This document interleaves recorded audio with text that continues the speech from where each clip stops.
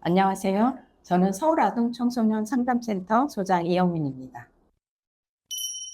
ADHD 아이들은 앞에서 말씀드린 것처럼 부주의, 과잉행동, 충동성 이런 문제로 학교 생활에서 시작해서 끝까지 마무리하는 이 시간이 굉장히 어려울 경우가 많습니다. 학교 생활에서의 전반적 어려움을 자세히 살펴보면 먼저 학업이나 과제 수행할 때 부주의에서 나타나는 어려움들이 많이 있습니다. 수업을 집중하는 40분 동안 쭉 유지해서 집중하는 것 자체가 무척 곤혹스러울 때도 있고요. 그리고 주변에서 수업 중간에 어떤 소리가 나거나 시각적 자극이 생기면 그쪽으로 쉽게 산만해지는 양상을 좀 보이기도 합니다. 시험이나 숙제 할 때 보면 많이 아시겠지만 쉬운데도 많이 틀리는 경우들이 있어요. 세부사항에 대한 부분을 자꾸 놓치는 이런 양상들이 있고 대충 마무리하고 실수로 나타나는 경우들이 많이 있고요. 그 무엇보다도 과제를 자꾸 미루는 양상이 있죠. 그래서 지루하거나 특히 힘들다고 생각되는 과제에서는 끝까지 하지 않고 자꾸 미루려고 하는 양상들을 보일 수 있습니다. 두 번째 나타나는 게 이제 교실에서 아이들하고 같이 생활할 때 보여지는 모습에서 충동성이나 과잉 행동과 관련된 문제는 움직임이 과도하게 많다는 거죠.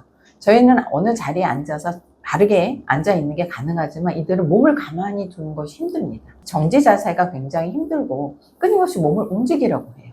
흐느적거리기도 하고 가만히 서 있기도 못하고 가만히 앉아 있기도 힘듭니다. 그래서 몸을 계속 움직이다 보니까 앞뒤 친구들에게 피해를 주는 경우가 많고, 어떤 경우는 어린아이들은 앉아있기가 힘들어서 자리를 이탈해서 교실을 막 돌아다니는 이런 양상이 많이 생기고, 그리고 교실에 있는 규칙이라는 부분들을 명확히 이해하는 게 힘들어서 규칙을 깨거나 잘 지키지 못해서 나타나는, 순서를 못 지키고 질문을 아무 때나 하고 다른 아이들의 행동에 자꾸 불쑥불쑥 들어가는 이런 양상들이 나타날 수 있습니다.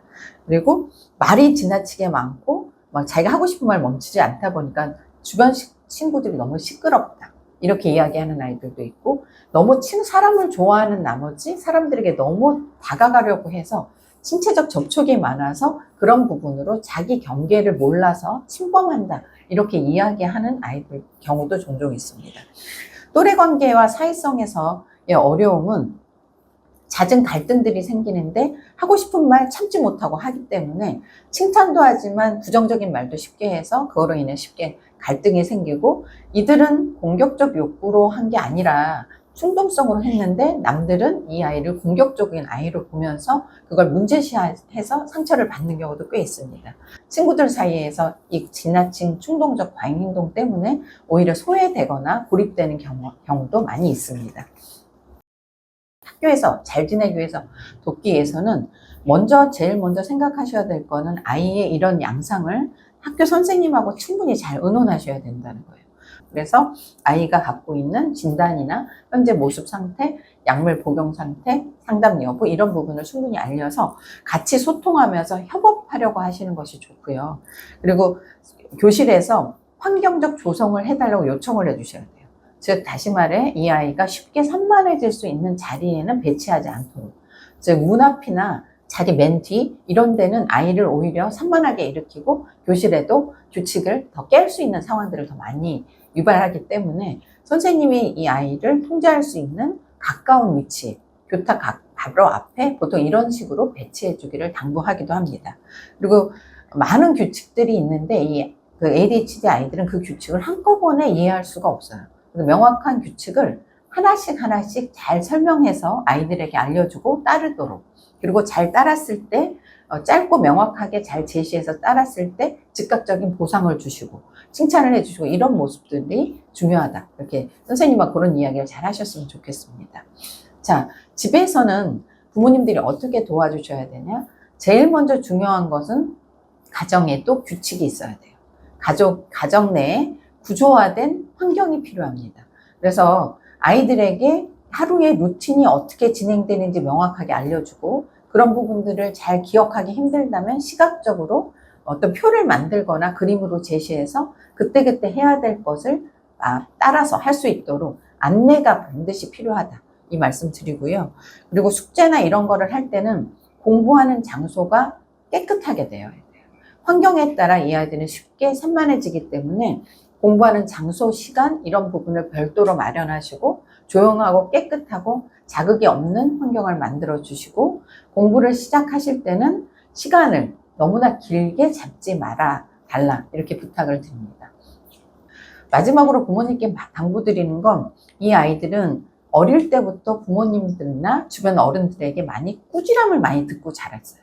산만하다, 왜 이렇게 집중하지 못하냐, 이런 식의 꾸지람을 많이 들었는데, 사실 중요한 건 ADHD를 보이는 아동의 경우 주의력에 대한 부분이 결핍해서 태어난 아이들이기 때문에 그 부분에 대한 보완과 이런 걸 가르쳐 주셔야지, 잘못했다, 못한다 이런 것만 꾸짖는다고 그 행동이 바뀌지 않습니다.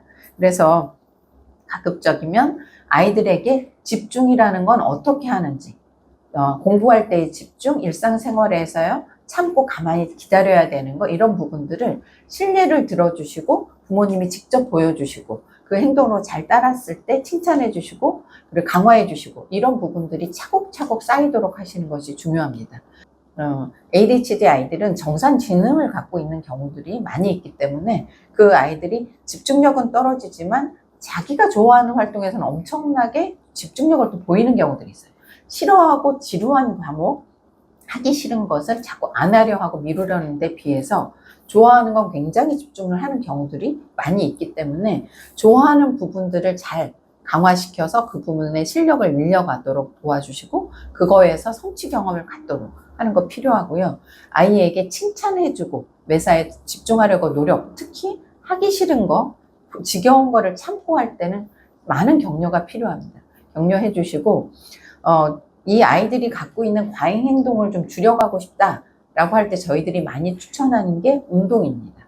아이들이 신체적 에너지를 충분히 발산할 수 있는 운동을 취미 삼아 할 수 있도록 그런 운동을 하나씩 꼭 배우게 해주시고, 쉬는 시간에 자주 자기의 몸을 그렇게 활발하게 펼칠 수 있는 시간을 갖도록 하는 것, 이런 것들이 꼭 필요합니다.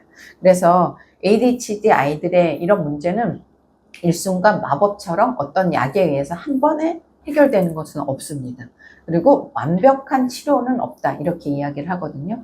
장기적인 관리고 ADHD적인 특성을 이해하면서 그런 부분들을 보완해 갈 수 있는 대안들을 찾아 나가면서 자신이 갖고 있는 강점을 최대한 발휘하고 살 수 있도록 그렇게 노력해주고 성장에 초점을 맞춘다면 좋은 성인으로 자라갈 수 있습니다.